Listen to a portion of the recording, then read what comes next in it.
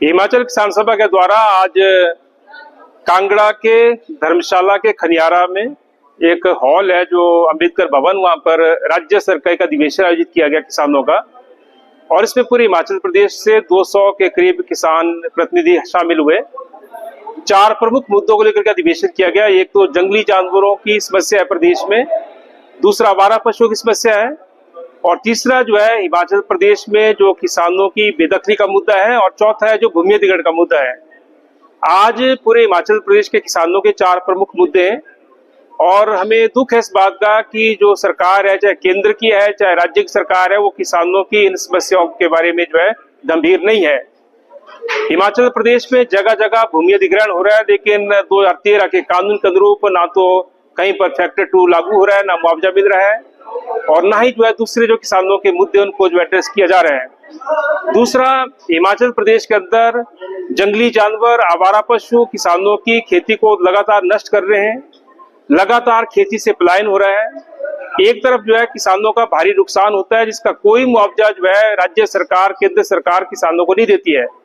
और दूसरा, हम ये भी कहना चाहते हैं कि आज के दौर में किसानों की सारी सब्सिडियां जो है सरकार ने खत्म कर दी है, जिस कारण खाद, बीज, कीटनाशक सब महंगा है। उस महंगा बीज, कीटनाशक के बावजूद भी किसान खेती बाड़ी करना चाहते हैं, करते हैं, लेकिन वो जब घाटे का सौदा हो रहा है तब उनको प्लान करना पड़ रहा है। तो हमारी मांग ये है कि जंगली जानवरों की जो समस्या से निजात दिलाई जाए, खास करके जो उत्पाती जंगली जानवर हैं, बंदर और दूसरे जो खेती को भारी नुकसान पहुंचाते हैं, उनको बर्मिन घोषित करके उनको मारने का अभियान चलाया जाना चाहिए, जिसको साइंटिफिक कलिंग बोलते हैं। और उसमें जो है सिद्धस्त शिकारी हायर करके फॉरेस्ट डिपार्टमेंट के महकमे माध्यम से जो इसको अमली जामा पर लाया जाना चाहिए, हमारी मांग है।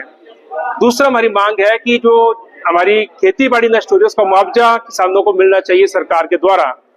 तीसरा, जो आवारा पशुओं भी एक प्रमुख समस्या है, और आवारा पशुओं के बारे में भी है, क्योंकि आज चरागाहें नष्ट हो रही है, खरपतवार बहुत ज्यादा है और घास चारे की समस्या है। उसके साथ साथ पशुपालन के लिए सरकार सब्सिडी नहीं देती है, जिससे पशुपालन भी घाटे का सौदा हो रहा है। और उसके साथ साथ आज भी हिमाचल प्रदेश में किसानों के पास जो है 50% से ज्यादा जो गाय हैं वो कौन सी है, वो पहाड़ी गाय है। तो संकर नस्ल की गाय पालने का सिफारिश तो करता है विभाग, लेकिन वो किसान कहाँ से पालेगा, क्योंकि वो उसके लिए जो है संसाधन मौजूद नहीं है। उनके लिए जो है गांव गांव में वो पशु औषधालय नहीं है, कृत्रिम गर्भधान के जो सुविधा है वो किसानों तक जो है सुलभ नहीं है, उपलब्ध नहीं है, जिस कारण से जो है आज भी किसान दूसरी गाय पालता है, इसका दूध भी कम होता है। और उसके साथ साथ पशुपालन भी घाटे का सौदा हो रहा है, क्योंकि कोई सब्सिडी उस पर मिलती नहीं है, जिस कारण से किसान जो अपने पशुओं को आवारा छोड़ रहे हैं, लेकिन उससे जो है खेती बाड़ी नष्ट हो रही है। और ये शहरों में भी समस्या बढ़ गई है। आवारा पशु सिर्फ गाय ही नहीं है, और भी आवारा पशु है, कुत्ते हैं, दूसरे पशु भी हैं, वो भी जो है बहुत ज्यादा जो है किसानों के ऊपर और जो शहरी क्षेत्र में भी जो उनका प्रकोप बढ़ गया है। इन मुद्दों को लेकर के हमारा इस सम्मेलन था, और हमने तय किया है कि ये जो 4 प्रमुख मुद्दे, उसमें इंक्रोचमेंट का भी मुद्दा है। हमारी मांग ये है कि किसानों के खिलाफ जो बेदखली की मुहिम है उसको बंद किया जाना चाहिए, और उसके साथ साथ किसानों की कब्जे वाली सारी जमीन को रेगुलराइज किया जाना चाहिए। जो भूमिहीन किसान है उनको खेती बाड़ी के लिए, बागवानी के लिए जमीन उपलब्ध करवाई जाए, और हर भूमिहीन को जो है मकान बनाने के लिए भी जमीन दी जाए। और इसमें हमारा ये प्रस्ताव एक हमने पारित किया इस अधिवेशन में कि 25 तारीख को पूरे देश का किसान दिल्ली कूच कर रहा है पार्लियामेंट घेरने के लिए, और वो है जंगली जानवरों की समस्या के ऊपर, क्योंकि केंद्र सरकार इस मुद्दे पर गंभीर नहीं है, और इसलिए पूरे मुल्क का, पूरे देश का किसान वहां पे आ रहा है। तो हिमाचल प्रदेश से भी सैकड़ों किसान जो है 25 सितंबर को दिल्ली कूच करेंगे, संसद घेरेंगे, और हम जो है प्रधानमंत्री, केंद्र सरकार को वहां पर ज्ञापन भी देंगे।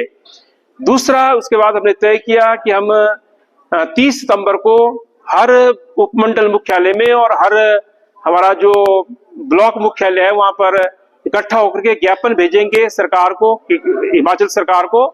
और उसके बाद 1 से लेकर के 10 दिसंबर के बीच में हर उपमंडल स्तर पर और हर ब्लॉक मुख्यालय में धरने प्रदर्शन किए जाएंगे।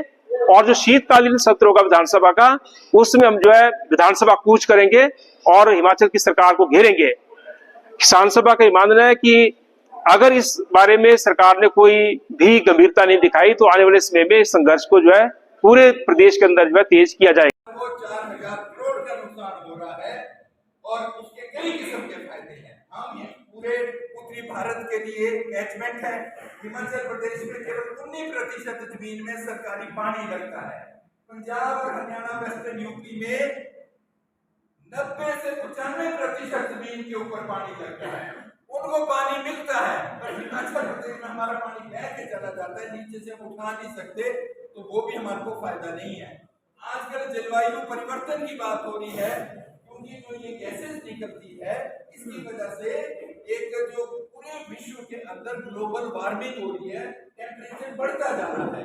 उस टेम्परेचर को नीचे रखने के लिए ये ग्रीन कवर चाहिए। तो हिमाचल प्रदेश के 2/3 जमीन के ऊपर वो ग्रीन कवर चाहिए।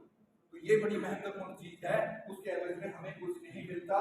और जो किसान है, हमारे पास कोई इंडस्ट्री नहीं है, नई नौकरियां नहीं लग रही।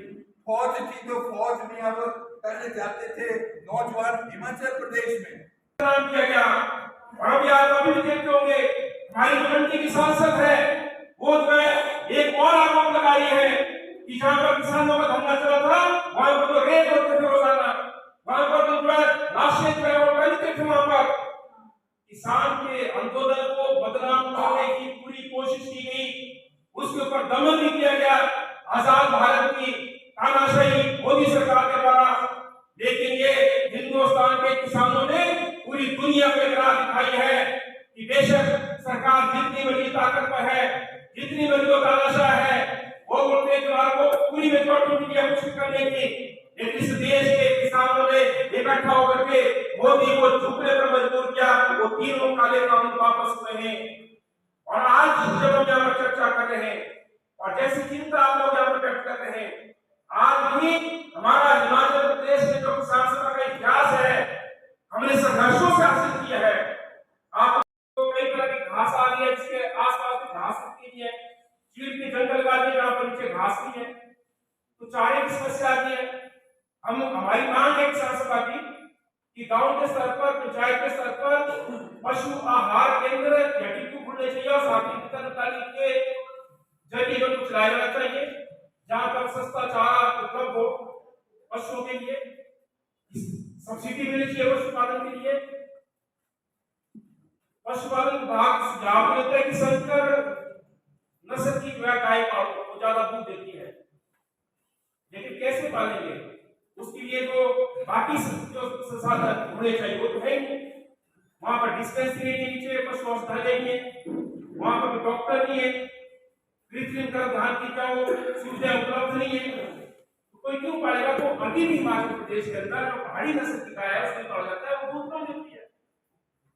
लेकिन हमारा ये कहना है और इस अधिवेशन के माध्यम से मांग उठा रहे हैं कि किसानों को पशुपालन के लिए सब्सिडी मिलनी चाहिए और उसके साथ साथ जो उत्पादन वो कर रहे हैं, वो जो किसान है उसका दूध कैसे किलो बिक रहा है? नहीं, वो जो विभाग देता है 45 रुपए, पहले वो 25 रुपए था, 20 रुपए था। सांसद ने लड़ाई करी, दूध उत्पादकों का संगठन आया जगह जगह पे, तब वो 45 हुआ है। लेकिन जो पानी की बोतल है, वो पानी की बोतल चाहे किसी ने नाले से भरी, उस पर ढक्कन लगा दिया, सील बंद कर दिया, वो 20 रुपए की है, वो भी 1 लीटर की बोतल नहीं है। तो आज जो घास का जो कुल्ला है, जो गाय को खिलाना है, वो भी जो है 7-8 रुपए से कम नहीं है। तो किसान को दूध का दाम नहीं मिलेगा, वो क्यों पशुपालन करेगा? जो घाटे का सौदा है, उससे कैसे उसका परिवार जिंदा रह सकेगा? तो सरकार का जो भूमिका है, जो सरकार को सब्सिडी देनी है, उसको प्रोत्साहित करता है और उसके साथ साथ उसके जो उत्पाद है उसको अच्छे दाम दे करके मार्केट उपलब्ध करवानी है, वो काम नहीं हो रहा है। और भी बहुत सारे मसले जिनके ऊपर बात की जा सकती है, मैं लंबी चौड़ी बात नहीं कहूंगा, लेकिन ये गुजारिश है हमारी किसान सभा राज्य कमेटी की तरफ से कि हमें जो है मुद्दों को लेकर के हर इलाके में हस्तक्षेप करना पड़ेगा। लेकिन एक चीज है जो आपको समझनी है, हम कोई भी व्यवसाय करते हैं, अगर मैं धर्मशाला में कोई दुकान खोल लेता हूं, दुकान में कोई सामान रखता हूं, 1 साल का मेरी कुछ बिकता नहीं, वहां पे मुझे घाटा होता है, मैं दूसरे साल फिर प्रयास करूंगा, जारी रखूंगा उसको 2 साल 3 साल, लेकिन जब वो मेरी दुकानदारी नहीं चलेगी तो मैं उस बिजनेस को स्प्रेड करके कुछ और करूंगा या कहीं दिहाड़ी मजदूरी पे लेकर जाऊंगा। ये जो सत्ता में बैठे हुए लोग हैं इस बात को समझ नहीं रहे या ये समझना नहीं चाहते हैं। आज जो किसान खेती से पलायन कर रहा है, आज जो किसान पशुपालन से पलायन कर रहा है, वो मजबूरी वश हो रहा है। हमारी जो खेती बाड़ी है, हमारी सारी सब्सिडियां खत्म कर दी, खाद में, बीज में, कीटनाशक में जो सब्सिडियां मिलती थी, हल खरीदने के लिए, औजार खरीदने के लिए, वो खत्म कर दी।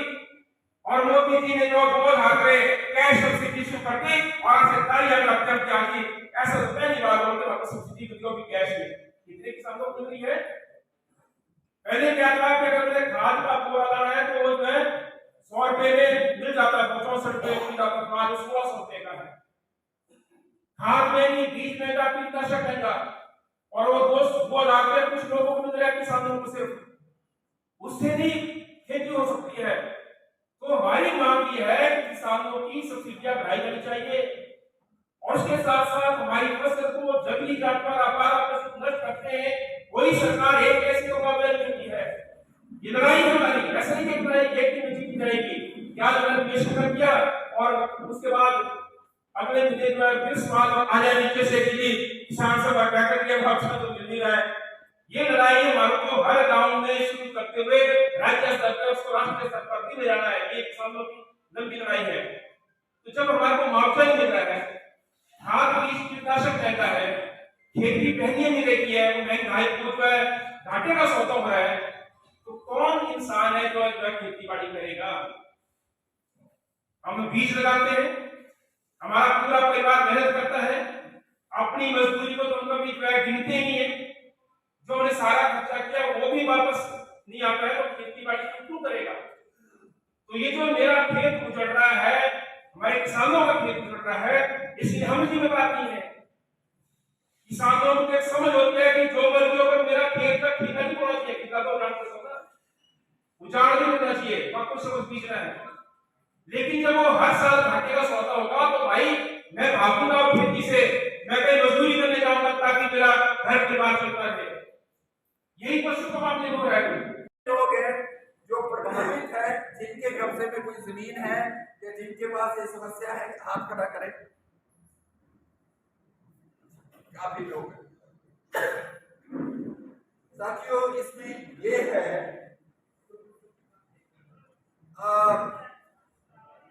जब तक हमारे संविधान के अंदर 42वां संशोधन हुआ, उसके अंदर ये तय किया गया कि वन और वन भूमि राज्य सरकार के उसमें शेड्यूल में नहीं रहेगी, ये राज्य का सब्जेक्ट, स्टेट सब्जेक्ट नहीं होगा। इसको समवर्ती कंकरेंट लिस्ट में डाला जाएगा और इससे संबंधित जो नीतियां बनेगी, कानून बनेंगे, वो केंद्रीय सरकार बनाएगी। ये इमरजेंसी के दौरान 42nd अमेंडमेंट या एक संविधान के अंदर संशोधन किया गया। और उसके बाद क्या हुआ कि भारतवर्ष के अंदर एक कानून लाया गया जिसका नाम था फॉरेस्ट कंजर्वेशन एक्ट 1980।